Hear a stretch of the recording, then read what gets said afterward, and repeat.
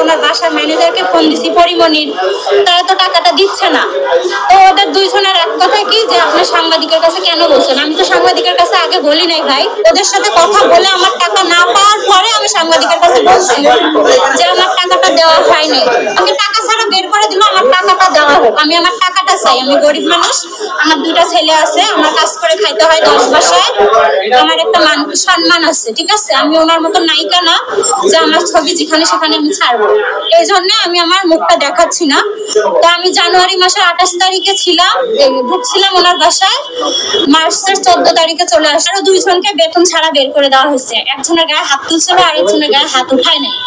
উনি হচ্ছে দুইজনের বেতন দেয় নাই, আমাকে সহ 3 জনের।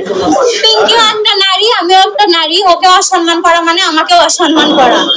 তো আমার মতন আর কোনো নারীকে বা পিঙ্কির মতন কোনো নারীদেরকে এরকম যেন নির্যাতন অপমান না করে, বেতন ছাড়া যেন না বের করে দেয়। আমি ওনার বাসায় দেখছি শেখ সাদিক ভাইয়া আসতো রাত্রে, কোনোদিন রাত্রে থাকতো, মানে 2 দিনও থাকতো, 1 দিনও থাকতো, 3 দিনও থাকতো, এরকম আরো অনেক মানুষ আসতো।